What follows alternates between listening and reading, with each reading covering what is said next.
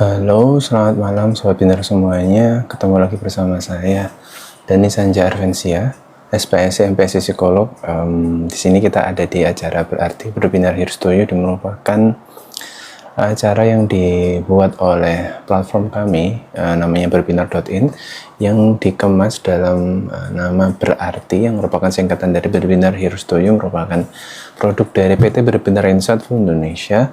Yang tadi saya sudah sempat sebutkan bahwa kami punya brand dengan nama berbinar.in, di mana brand ini bergerak di bidang edukasi dan layanan psikologi, dan tentunya harapannya kita bisa saling cerita, saling ngasih inspirasi lewat acara pada malam hari ini gitu. Seperti biasa, acara hari ini dibuat untuk kalian semua Sobat Binar semuanya, maupun yang belum jadi followersnya Berbinar. Jadi harapannya ini nggak cuma ngasih inspirasi buat kalian yang sudah nge-follow Berbinar, tapi buat orang-orang yang ada di sekitar kita semuanya, supaya vibes-nya lebih positif, supaya semua orang yang penasaran tentang kesehatan mental dan bagaimana cara membuat diri kita jadi lebih bermanfaat buat orang lain, atau mungkin membuat diri kita jadi lebih bisa positif di dalam lingkungan sekitar kita, bisa banget gunakan sarana acara event pada malam hari ini, yang merupakan acara yang gratis dari Berbinar Insight Indonesia, yang dibuat setiap hari Minggu malam jam 8 malam sih biasanya, ketika kita nggak di bulan Ramadan. Berhubung ini lagi bulan Ramadan, karena kita semua lagi sibuk buat ibadah sebanyak-banyaknya supaya bulan Ramadan ini lebih bermanfaat, tentunya kita rubah sedikit gitu ya, 30 menit daripada jadwal semula, jadi berubah ke jam 8:30 malam waktu Indonesia Barat, sehingga kita bisa ketemu di jam ini, sehingga harapan teman-teman yang lagi tarawih semua tetap bisa nonton, nggak keganggu gitu kan. Dan kalaupun nggak sempat nonton, nggak usah khawatir. Kenapa? Karena berarti atau live TikToknya dari Berbinar Insight Indonesia, berbinar.in, sudah nyiapin sebuah rekamannya yang bisa kalian tonton di official YouTube-nya Berbinar Insight Indonesia. Jadi nggak masalah kalian nggak bisa nonton live-nya, tapi kalian bisa nonton recorded version-nya di dalam official YouTube-nya Berbinar gitu. Jadi kalau kalian merasa bermanfaat, bisa langsung repost, reshare, biar semua orang yang punya cerita yang sama yang kita bahas pada malam hari ini bisa ikutan kebantu, bisa dapat manfaat, sehingga nggak cuma kalian aja, tapi bisa ngasih manfaat ke lingkungan sekitar kalian gitu. Jadi acara hari ini sekali lagi didampingi oleh psikolog yang hari ini bersama saya seperti biasa. Bisa dipanggil Pak Dani atau Mas Dani, bebas gitu kan, karena saya adalah psikolog dari Berbinar Insight Indonesia. Harapannya bisa mendampingin kalian buat menjawab semua pertanyaan kalian. Caranya gimana? Kalian langsung tulis aja di kolom chat di live TikTok pada malam hari ini pertanyaan kalian, cerita kalian, curhat kalian, atau hal-hal yang bikin kalian penasaran, bisa langsung ditanyain di sini. Kayak gitu. Dan kalau mau minta di invite buat open mic, bisa ngomong langsung lewat voice chat gitu ya, atau ngobrol langsung lewat suara, bisa langsung minta invitation juga di sini. Gitu. Saya sapa dulu ya teman-teman yang sudah bergabung. Di sini ada Mas Car Washing Body, Mbak Tere YNNS seperti biasa, ada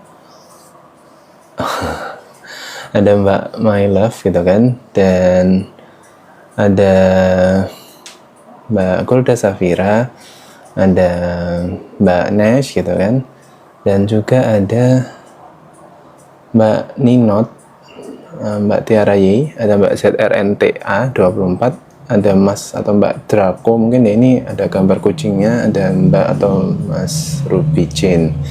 Nah, salam kenal buat kalian semua. Ada Mbak Kia juga yang barusan bergabung. Makasih buat kalian semua udah yang nge-like.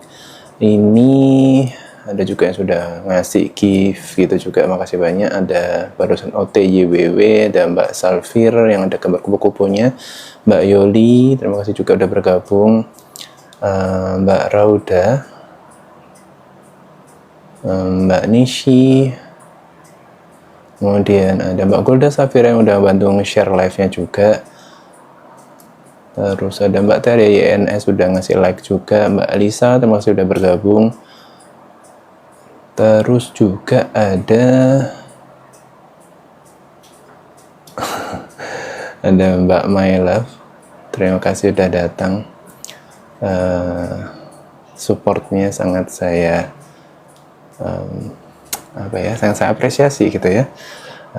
Di sini kita akan mencoba menjawab terlebih dahulu gitu ya, pertanyaan dari Mas Karushing Wedi gitu kan. Mas Karushing Wedi ini kayaknya dulu kemarin minggu lalu udah nanya gitu kan, terus kemudian nggak sempat karena kebetulan acara hari ini cuma 30 menit gitu kan, jadi kurang bisa terjawab gitu. Jadi mohon maaf banget buat kalian semua yang waktunya itu nggak sempat terjawab waktu kemarin minggu lalu, bisa kejawab di episode kali ini gitu ya. Jadi nggak usah khawatir karena kalian bakal bisa tanya setiap saat di setiap minggunya, tapi memang waktunya nggak banyak, jadi siapa coba dia dapat sistemnya. Jadi kalau mudah-mudahan kalian masih punya kesempatan buat bertanya atau datang di episode selanjutnya, boleh langsung tanyain aja di kesempatan berikutnya, atau titip temannya biar ikutan datang, biar ngerasain langsung live-nya kayak gimana, biar dapat impact-nya langsung chat di bawahnya kayak gitu.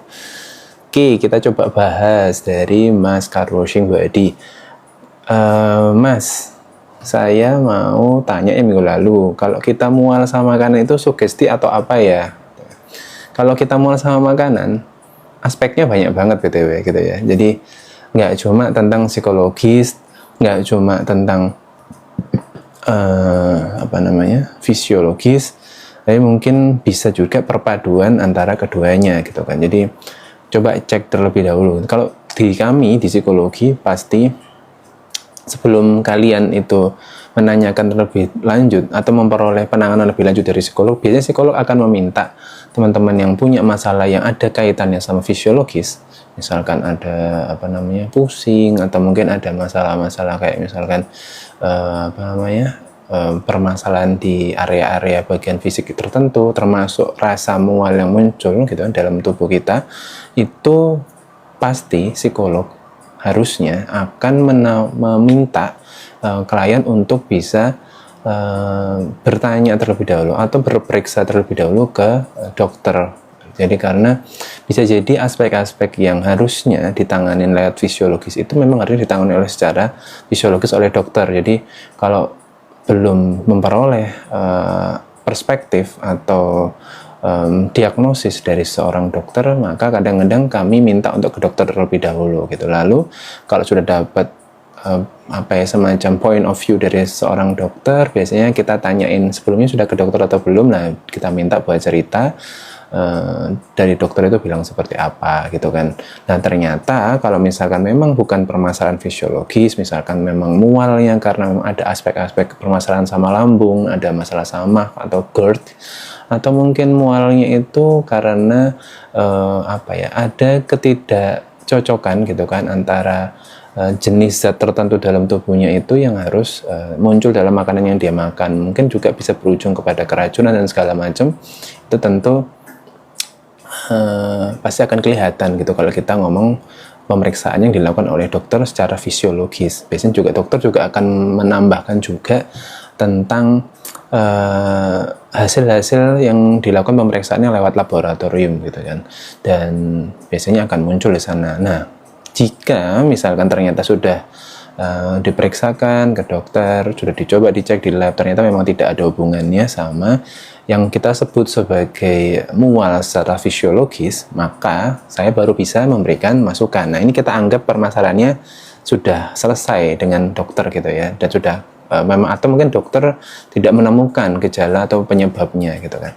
Nah, kemudian sampai ke saya, akhirnya saya bisa jelaskan gitu kan, bahwa sebenarnya mual yang terjadi pada diri Anda bisa jadi disebabkan oleh hal-hal yang mungkin itu membuat Anda kurang nyaman gitu kan, dan itu akhirnya munculnya ke sana. Ada beberapa kondisi tertentu ketika orang itu akhirnya merasa mual atau merasa tidak nyaman dengan kondisi perutnya gitu kan, itu biasanya dipicu juga dengan salah satunya adalah situasi kecemasan yang muncul gitu kan. Kita nggak ngomong tentang gangguan kecemasan, tapi tentang kecemasan yang mungkin muncul. Kita harus bisa membedakan gitu ya, yang namanya kecemasan dan gangguan kecemasan. Artinya kalau sudah kita ngomong gangguan, disorder, maka artinya kecemasan itu di level yang sifatnya klinikal atau sifatnya klinis, yang artinya perlu penanganan yang lebih lanjut banget gitu kan. Sedangkan kalau sekedar kecemasan biasanya itu masih bisa ditangani dengan sisi konsultasi seperti biasa dengan psikolog dan seperti itu. Nah, kalau ngomong tentang mual yang diakibatkan oleh kecemasan, biasanya kalau kalian perhatikan gitu kan, biasanya mualnya ini disertai atau diawali dengan kondisi di mana kalian itu nervous cemas gitu kan. Misalkan apa? Misalkan contohnya kalian mau presentasi di depan kelas. Kalian waktunya presentasi kelompok dan itu giliran kelompok kalian. Biasanya diikuti dengan rasa mual. Mual ini juga tidak bisa dikondisikan, artinya bahwa apakah mual ini saat kita presentasi di depan kelas itu akibat kita sudah makan dulu atau belum makan, bahkan ini nggak bisa ditebak juga, karena memang mualnya bukan tentang fisiologis tapi tentang memang kondisi di mana kita lagi cemas atau nervous.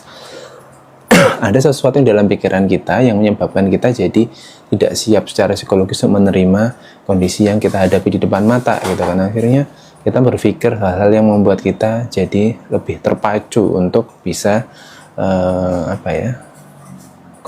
kondisi fisiologis kita dipaksa oleh kondisi psikologis kita untuk memproses sesuatu secara tidak normal gitu kan. Termasuk di dalamnya kalau kita ngomong mual biasanya juga diikuti dengan asam lambung yang naik gitu kan. Artinya asam lambung yang naik ini bukan karena makanan, tapi bukan juga karena kondisi fisiologis, tapi memang dipicu oleh kondisi psikologis kita yang sedang tidak baik-baik saja gitu kan. Bisa jadi karena seperti itu, tentang nervous atau kecemasan.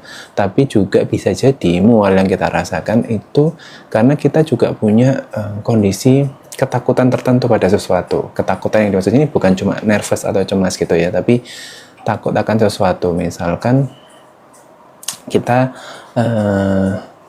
takut yang amat sangat gitu ya, dengan misalkan kita ada dalam suatu wahana tertentu gitu kan, yang mungkin wahana itu kita nggak mau naik, misalkan bungee jumping atau mungkin kora-kora atau semacamnya, yang memang membutuhkan keberanian dalam hal ketinggian gitu kan. Nah, ternyata kita tidak punya keberanian untuk melakukan itu, kita punya ketakutan terhadap ketinggian, tapi ternyata kita berada dalam sekumpulan teman-teman yang kalau kita itu terlanjur ikut, kalau kita nggak ikut, ternyata nanti kita diomongin sebagai sesuatu yang seseorang yang cupu, atau mungkin seseorang yang nggak gaul, nggak asik, atau mungkin nggak bisa bareng-bareng atau apa ya semacam itu ternyata kita jadinya memaksakan diri untuk berani untuk melakukan yang sebenarnya kita takutkan gitu kan. Akhirnya muncullah rasa mual itu, bahkan di level sampai muntah gitu kan.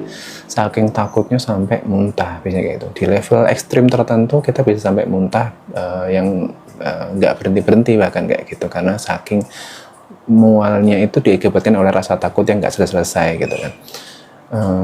Artinya bukan cuma tentang bukan sugesti ya kalau saya bilang ya, tapi ya artinya ini tentang sesuatu yang terjadi akibat sesuatu sebelum mual itu muncul. Jadi ada kondisi, kemudian kondisi itu menyebabkan menstimulus kondisi psikologis kita. Kondisi itu menstimulus untuk munculnya sebuah kecemasan atau rasa takut, itu biasanya akan berujung kepada rasa mual. Mual yang berkepanjangan bisa berujung kepada muntah-muntah gitu kan, biasa jadi seperti itu. Tapi masalahnya seperti ini, uniknya gitu, kalau kita ngomong tentang mual gitu kan, kita nggak cuma melihat responnya sebagai mual aja. Ada beberapa orang yang bukan mual responnya. Ada orang yang responnya adalah keringet dingin, keringetnya bercucuran sedemikian rupa kayak gitu. Itu ada juga seperti itu. Jadi mual ini sifatnya tidak selalu akan terjadi pada setiap orang, tapi merupakan situasi yang dimana kita tahu itu spesifik pada orang-orang tertentu aja, atau mungkin pada orang-orang yang dengan ketakutan atau kecemasan pada tertentu aja gitu. Tapi dengan orang yang berbeda, responnya itu bukan mual, tapi bisa jadi sesuatu yang lain. Salah satunya adalah semacam keringat dingin, keringat bercucuran berlebihan, detak jantung yang meningkat sedemikian rupa hingga kita nggak bisa berpikir apa-apa, blank gitu kan. Atau mungkin bahkan yang unik adalah kita sering BAK gitu ya, buang air kecil yang lumayan rutin. Misalnya sebelum kita menuju, misalkan kita mau presentasi nih, kita sebelum menuju ke presentasi ya B aja, nggak ada yang itu. Menjelang 2 jam sebelumnya itu udah ke kamar mandi terus-terusan, toilet, PAK gitu kan. Atau bahkan yang lebih ngeselin lagi adalah BAB gitu kan. Ya kalau kita ngomong BAB, maka kadang bahkan kalau kita akhirnya ngerasa ada hasrat untuk PAK atau BAB, itu ketika sampai di toilet juga nggak muncul rasa nggak bisa keluar gitu kan. Nah, beda-beda, setiap orang punya keunikannya masing-masing, dan ini semua disebabkan oleh itu tadi. Kalau di psikologi istilahnya sebagai kondisi psikosomatis gitu kan. Jadi kondisi psikologis yang memicu soma tertentu, somatisnya, saraf-saraf yang menyebabkan kita jadi ngerasa seperti itu tadi, mual, kemudian berasa deg-degan, intens deg-degannya, keringat mengucur berlebihan, bahkan sampai di titik tertentu PAK, terasa seperti PAK, atau bahkan benar-benar PAK, terasa seperti BAB, atau bahkan benar-benar seperti BAB kayak gitu. Itu macam-macam gitu kan. Ada bahkan beberapa tertentu yang lebih nggak cuma sekedar on the spot gitu ya. Bahkan gitu kan, ada orang tertentu yang ketika dia berhadapan pada situasi yang tidak dia siap gitu kan, dia tidak siap secara psikologis, dia khawatir, dia cemas gitu kan, itu dia bahkan tidak hadir di lokasi gitu kan, dia sembunyi, dia takut, dia nggak pengen ketemu orang, dia mengisolasi diri kayak gitu. Bahkan ada yang di level seperti itu. Perhatikan aja, ada beberapa mungkin lingkungan sekitar kita, teman kita atau apa, mungkin setiap presentasi dia selalu nggak ada. Itu juga bisa jadi kamu boleh sedikit punya rasa penasaran gitu kan, kenapa orang ini tiap mau presentasi dia selalu nggak ada. Nah itu jangan-jangan memang orang-orang ini mirip sama yang kayak orang mual tadi ini gitu. Jadi dia responnya seperti itu, responnya menghilang, sembunyi, atau bahkan dia seperti itu. Ada juga beberapa kondisi yang unik juga nih, kalau kalian tahu, mungkin ada beberapa teman juga ketika dia cemas atau dia nervous atau dia takut, bukan mual, bukan menghilang, bukan BAK, bukan BAB, bukan keringat, bukan deg-degan, tapi ngomongnya ngelantur gitu. Itu juga ada juga seperti itu. Bukan cuma ngelantur, dia juga mengalihkan pembicaraan. Bahasa Jawanya nyelimur gitu ya. Diajak ngomong ini kok ngomongnya yang lain gitu kan. Itu kadang-kadang kondisi seperti itu. Contohnya misalkan ketika orang ketahuan suka sama seseorang atau ketahuan jatuh cinta, biasanya temannya akan, ya kamu jangan-jangan suka nih sama si ini, itu si A, si B gitu kan. Ternyata yang muncul adalah enggak kayak gitu, tiba-tiba pergi gitu aja, kayak gak jelas gitu kan. Nah, kadang-kadang kita akhirnya berujung pada respon kece banget sih kayak gitu. Kadang-kadang seperti itu juga. Nah ini berbagai macam respon seperti ini sebenarnya diawali oleh kondisi-kondisi psikologis yang kita alami gitu kan. Dan selama memang kita kita mampu untuk mengelolanya, maka sebenarnya tidak jadi masalah tertentu. Tapi kalau ini jadi sampai mengganggu, menghambat kita bekerja, ini maka jadi sesuatu yang harus segera segera diperiksakan gitu kan. Terlebih dahulu diperiksa ke dokter, baru diperiksakan ke psikolog. Nah, salah satunya gitu, kalau saya mau promosi gitu, kalian bisa juga ke Berbinar Insightful Indonesia gitu. Kenapa? Karena di Berbinar juga punya produk konseling yang kalian bisa coba. Produk konselingnya itu nggak cuma sama psikolog, tapi kalian juga bisa ngobrol sama konselor sebaya. Kenapa? Bedanya apa sih konselor sebaya sama psikolog? Konselor sebaya itu tentunya kalian bisa ngobrol sama orang-orang yang seusia sama kalian, Gen Z, atau mungkin orang-orang yang menurut kalian tidak akan ngejudge kalian sedemikian rupa. Bedanya kalau sama psikolog tentu ya, kalau kita ngomong tentang psikolog pasti otomatis tentang pengalaman, keahliannya dia dalam bidang itu gitu. Maka pasti dengan perbedaan itu akan menimbulkan impact yang berbeda. Dengan psikolog kalian pasti akan dapat instant impact gitu, tapi sedangkan sama konselor sebaya biasanya dia akan memberikan kalian solusi-solusi yang mungkin itu bisa work gitu ya, bisa berfungsi kalau kalian itu permasalahannya nggak terlalu signifikan beratnya gitu kan. Tapi kalau sudah berat banget memang disarankan untuk langsung ke psikolog gitu kurang lebih guys. Ini sekalian saya promosi tentang Berbinar Insightful Indonesia gitu. Nah, kita lanjut ke pertanyaan selanjutnya. Mudah-mudahan kejawab ya. Ini saya udah menghabiskan waktu luar biasa, 20 menit sendiri buat jelasin masker washing body. Saya sapa lagi buat teman-teman yang barusan bergabung. Ada Mbak Salfir, tadi udah tak sapa. Mbak Ninot, ada juga kebantaran. Sebentar, pelan-pelan. Sebentar, ada siapa lagi? Ini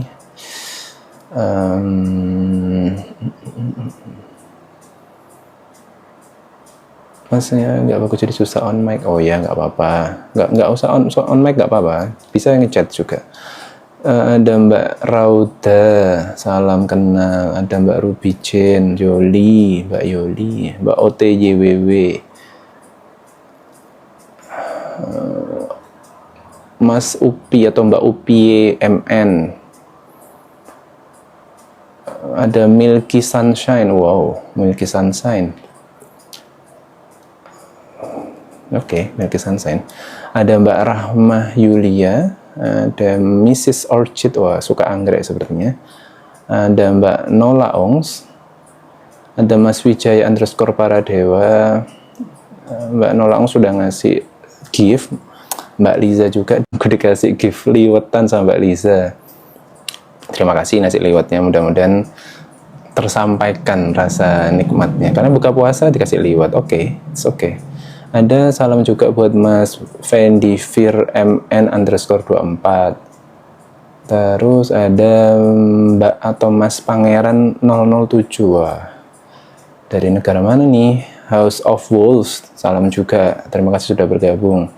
Terus ada Mas Marvel _Valenciano, ini kenal nih saya kayaknya, salah satu Instagram creatornya Berbinar Insightful Indonesia.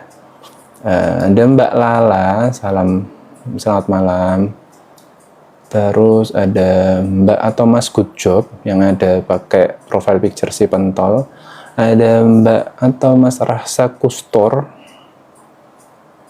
Ada Mbak ZRNTA24. Wah, ini pertanyaan berat nih. Saya punya teman, dia sensitif. Kalau rekan kerjanya trouble, dia kesel, pasti dia marah dan mukul lantai.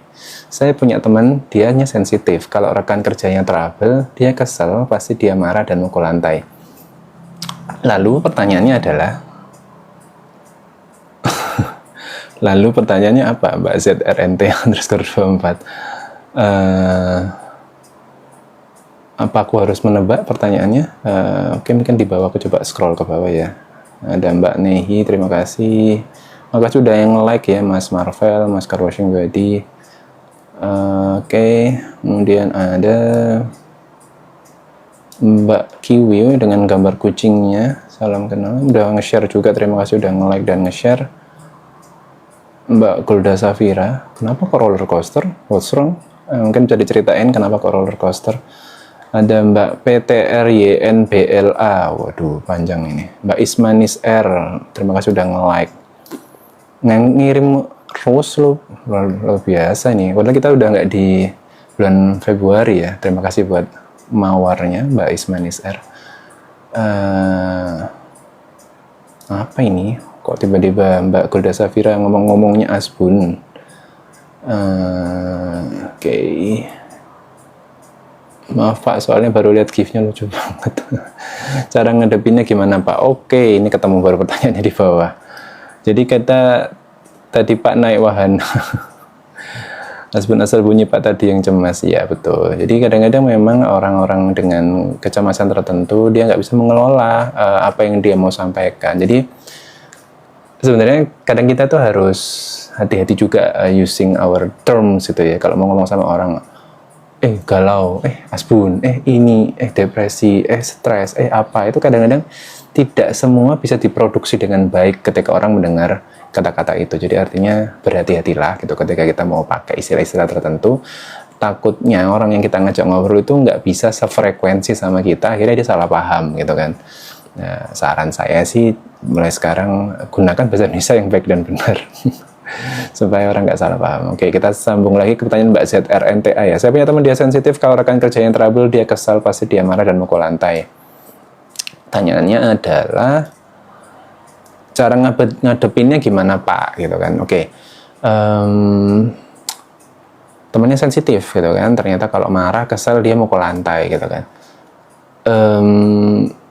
Sekarang kita lihat seberapa mengganggukah dilakukan oleh orang ini. Nah, kalau di dalam konteks kantor, pekerjaan, saya yakin dalam kondisi tertentu ada orang yang cukup kaget gitu kan, kalau ada suara yang kencang mendadak muncul di sekitar kita gitu kan. Nah, suara yang kencang muncul mendadak itu pasti membuat kita jadi nggak konsen lagi. Kalau kita lagi seru-serunya ngerjain, lagi semangat-semangatnya ngerjain, tiba-tiba orang ini mukul lantai.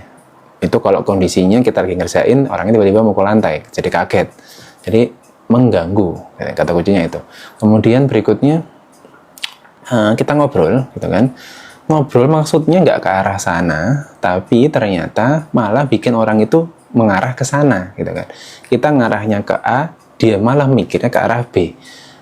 Artinya ada kata-kata tertentu yang membuat dia menstigma apa yang omongan kita itu mengarah ke yang itu tadi, yang mungkin buat sebagian orang diistilahkan sebagai sensitif gitu kan. Kita nggak bermaksud ke arah sana, dia jadi mudah terpancing untuk ngobrol tentang masalah itu gitu kan. Lalu pasti nggak nyaman gitu kan. Setiap kita mau ngobrol maksudnya positif, pasti berujung negatif gitu kan. Karena berujung negatif pasti akan memicu orang itu untuk menjadi muncul rasa amarahnya. Dengan muncul rasa amarahnya itu responnya berbeda-beda. Marahnya seseorang itu macam-macam tuh. Ada yang dia itu modelnya diempet itu bahasa Indonesianya apa ya? Ditahan gitu kan, ditahan demikian rupa supaya nggak muncul. Biasanya wajahnya bete gitu kan, kemudian wajahnya jadi kurang menyenangkan gitu kan. Kalau kita lagi rapat lihat orang wajah kurang menyenangkan juga akan mengganggu juga gitu kan.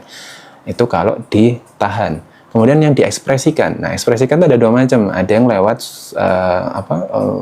voice gitu ya, lewat komunikasi, lewat ngobrol, lewat kata-kata. Yang artinya dia menggerutu aja setiap ngerjain, ngomong aja gitu kan. Terus kemudian atau dia mungkin marah gitu kan, marah ke kita yang lagi ngajak ngomong gitu kan, atau marah sama orang di sekitarnya. Dan kadang-kadang nggak nyambung marahnya gitu kan. Kalau masih nyambung masih masa nggak apa-apa, tapi kalau semuanya dimarahin kan berasa nggak nyaman juga gitu kan. Respon ketiga adalah ketika orang ini menjadi ekspresif dalam bentuk perilaku psikomotorik atau sesuatu yang menggunakan anggota gerak itu tubuh ya, menggebrak meja, memukul lantai, kemudian membanting sesuatu, memecahkan sesuatu, merusak barang, semacam itu, atau bahkan sesuatu yang sifatnya interaktif destruktif, memukul orang, menampar orang, atau mungkin kalau kita ngomong yang both parties that have the problem mungkin akan jambak-jambakan gitu kalau kita ngomong cewek gitu ya, mungkin seperti itu gitu kan. Nah, artinya bahwa menimbulkan sebuah gangguan. Nah, sebentar saya lihat jamnya dulu. Ini kayaknya bakal jadi pertanyaan terakhir kita gitu ya. Terima kasih buat Mbak ZRNT ya. Jadi jawabannya gitu, bagaimana cara menghadapinya? Maka lihat dulu sejauh mana pengaruh gangguannya terhadap diri kita dulu gitu kan. Kalau memang pengaruh gangguannya itu sampai membuat kita terganggu yang amat sangat, atau kita masih bisa mengendalikan, kita masih bisa memfilter gangguan memukul lantai itu tadi atau sesuatu yang tadi dilakukan oleh teman kerja kita, maka lebih baik tidak perlu segitunya ditanggepin, like nothing happened gitu ya. Artinya tidak perlu sampai ditanggapin, karena menanggapi sesuatu yang mungkin itu sebenarnya kita tidak perlu terlibat dalam situasi itu malah membuat permasalahan semakin panjang gitu kan. Pertama itu. Lalu jika tidak bisa, saking mengganggunya banget, tidak bisa memfilter, tidak bisa mencoba mau membalas atau apa gitu kan, saking terganggunya, maka perlu sebelum kita merespon dengan perilaku, coba kita resapi dulu gitu kan. Kira-kira orang ini tuh kenapa kok sampai mukul lantai, atau kok sampai melakukan sesuatu yang destruktif, atau sampai mengganggu orang lain. Apakah salah satunya adalah akibat yang saya lakukan? Coba introspeksi ke dalam diri kalian juga, evaluasi deh. Jangan-jangan ini juga karena aku. Kalau memang ini karena kita, maka kita perlu juga minta maaf gitu. Jangan-jangan ada hal yang kita nggak sengaja lakukan sampai membuat dia terpancing emosinya. Nah, seperti itu. Perlu dilakukan pengecekan terlebih dahulu. Jangan-jangan kita salah satu pemicunya. Nah, kalau kita sudah coba introspeksi, ternyata kita sudah minta maaf, dan kita juga setelah pikir juga tidak ada masalah sama diri kita, maka kita perlu untuk ajak ngobrol gitu kan. sorry, ini kok kayaknya aku terganggu ya dengan kamu mukul lantai. Apakah ada masalah sama saya kayak gitu? Kalau memang ada masalah kita bicarain baik-baik kayak gitu. Nah, kalau memang bisa dibicarakan baik-baik, maka ayo kita bicara baik-baik. Dan kalau ngomong kantor, kalau bicara baik-baik antara dua insan ini gitu ya di dalam sebuah kantor tidak bisa terselesaikan, maka kita perlu naik ke HRD gitu kan. Kalau di kantor loh ya, kalau di kantor kita punya yang namanya Human Resource Development. Kita punya sebuah departemen yang itu mengelola tentang hubungan kinerja antar staff. Biasanya kita bisa menemukan solusinya di sana gitu. Jadi jangan langsung ambil sikap sendiri atau apa, karena nanti ketika kamu salah mengambil sikap, nanti imbasnya adalah sikap dan kinerjamu akan dinilai jelek oleh atasanmu kayak gitu. Jadi perlu sedikit strategical gitu kan untuk bisa kamu mengatasi situasi seperti ini gitu kan. Dan uniknya adalah kalau dari ceritanya Mbak ZRNTA ini, dia memukul lantai. Saya membayangkan ini bukan dunia One Piece gitu kan. Ketika orang memukul lantai, apakah lantainya langsung hancur atau tangannya yang hancur gitu, malah kayak gitu. Nah, unik sekali gitu. Artinya dia di level mencoba melampiaskan sesuatu kepada benda yang itu bisa jadi malah memberikan feedback negatif kepada dirinya. Jadi tidak bukan benda bergerak, benda mati yang justru akan menyakiti dirinya sendiri kayak gitu. Ini sama seperti mirip seperti orang-orang yang self harm dengan memukulkan kepalanya ke tembok atau mungkin melakukan sesuatu yang menyebabkan adanya luka-luka yang akibat terpukul gitu ya. Itu mirip-mirip seperti itu. Ekspresinya ke arah benda-benda yang diam gitu kan. Itu menurut saya dia belum secara tidak sadar sebenarnya orang-orang seperti ini perlu kita bantu untuk menemukan pelampiasannya. Pelampiasannya itu tidak harus dengan merusak sesuatu, tapi bisa juga menceritakan apa yang dia pendam juga gitu kan. Karena bisa jadi memang untuk bisa dapat solusi memang kita perlu berbicara pada manusia gitu. Kadang-kadang kita kalau punya masalah bukan cuma kita coba selesaikan dengan amarah gitu ya.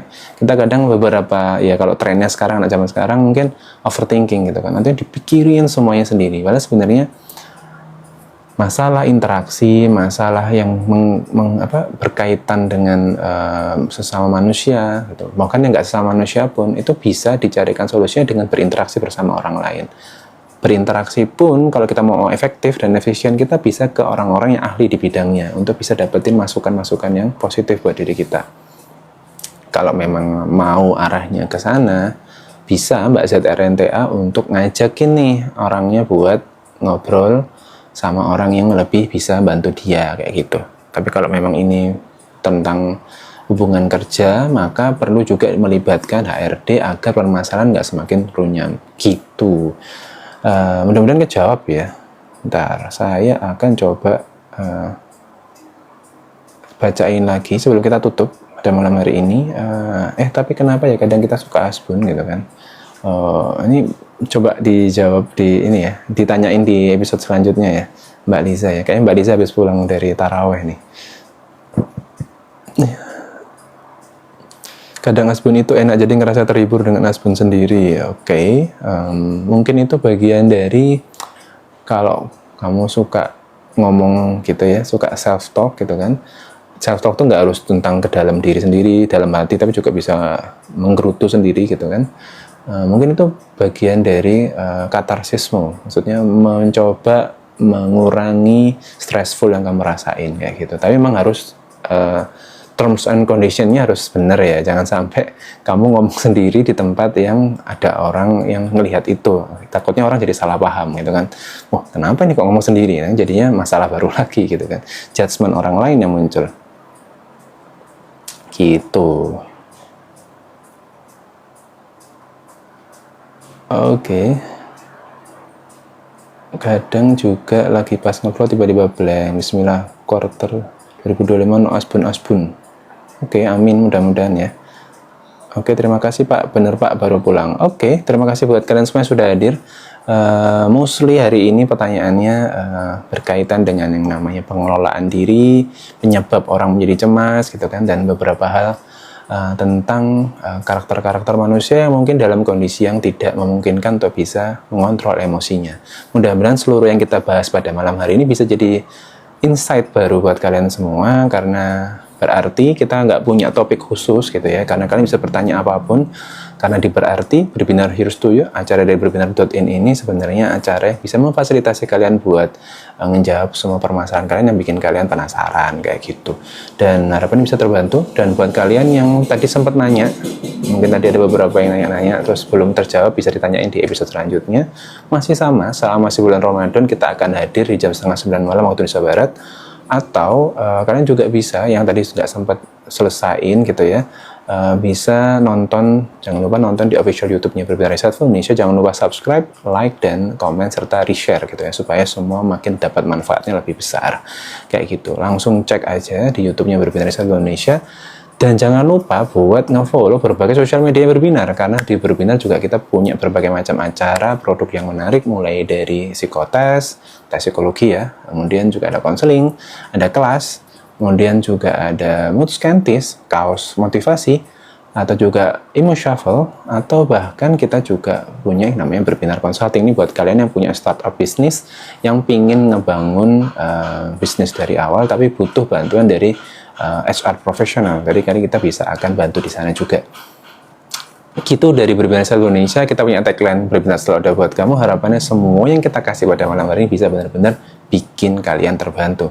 Selamat malam, selamat istirahat, selamat beraktivitas, dan semoga ibadah puasanya bisa selesai dengan mantap.